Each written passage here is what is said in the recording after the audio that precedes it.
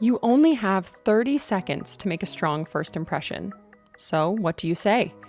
Most people overcomplicate it, but we're going to show you a foolproof structure that works every single time. If you've been struggling to explain what you do in a way that makes people listen and remember, this one is for you. Stay tuned for tips on crafting the perfect elevator pitch for your bookkeeping business.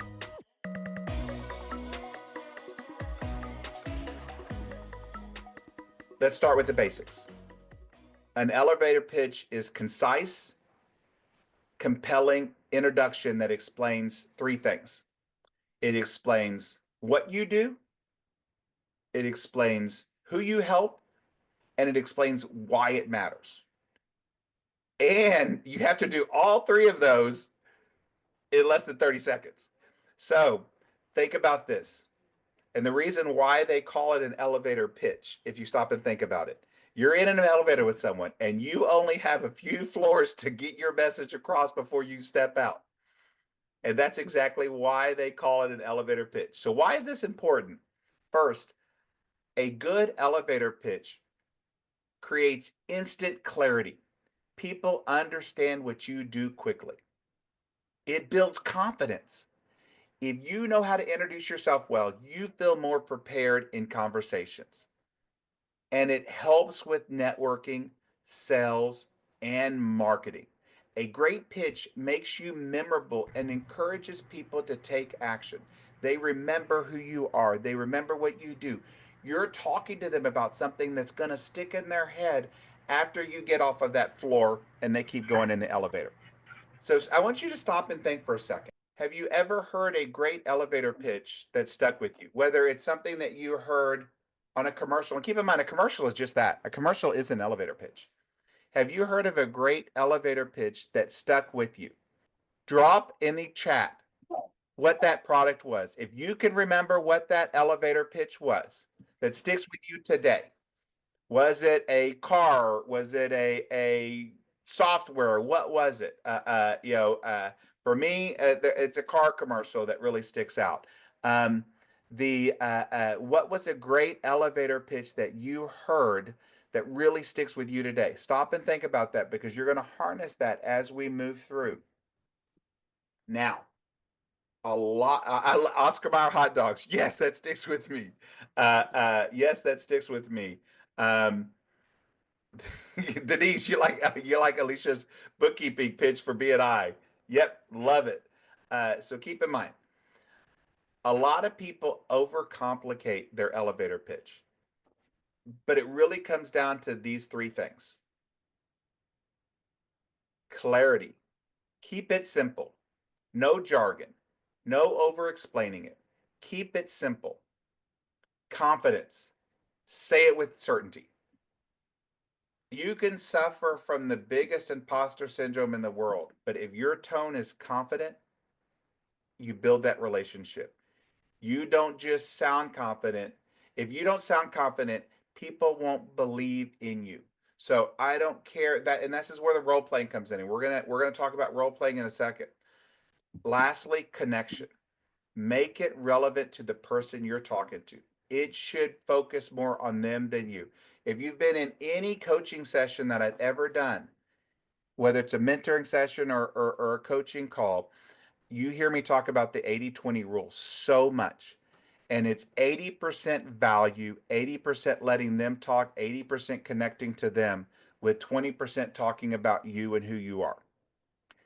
Now, I want you to think about a time when you were in a conversation and the person you were talking to just kept rambling on and on and on and on. If that's the case, it's hard to engage. If you just hear them going on and on and on and on. Deanna will tell you often that that person is me.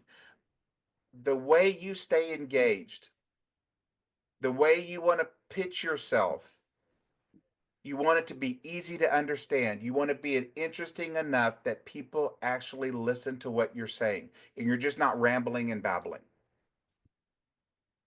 Now, what I want to do is I really want to break down the structure of a solid elevator pitch. And this is important. And this is what I really want you to start taking notes on and really keep interest. Plus, this is going to be loaded to the portal, but I really want you to write some of this down because what we're going to practice on tonight is we're actually going to practice on crafting your elevator pitch and you doing it.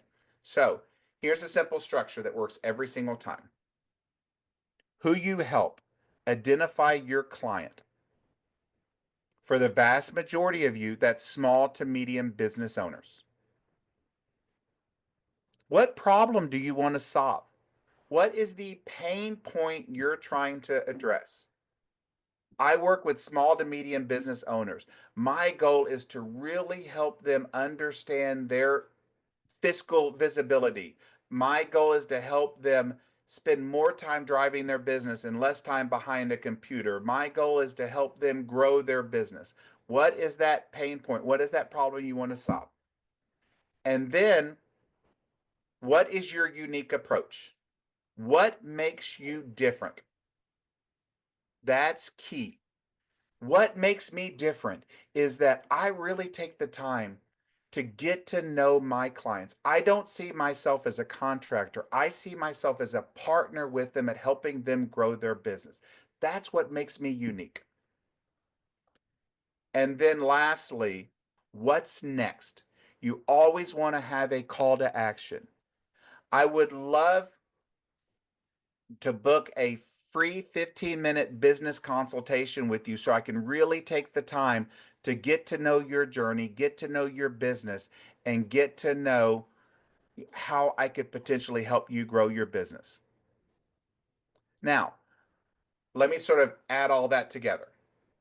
Hi, my name's Bill. I help small business owners struggle with messy books and get clarity and peace of mind, providing simple, accurate bookkeeping services that saves them time, creates less stress, and gives them more visibility to their cash flow.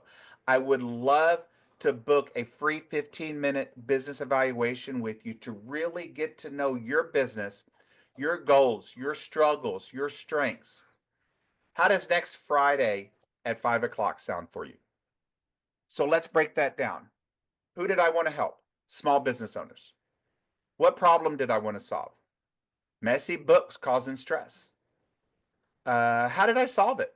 Simple and accurate bookkeeping services. What was my call to action? My call to action was to book a free 15-minute business evaluation to learn more about their journey. My call to action was to help them save time and reduce stress. Who do you want to help? Do you have special niches that you focus on? What's the problem? How can I solve it? What's a great call to action?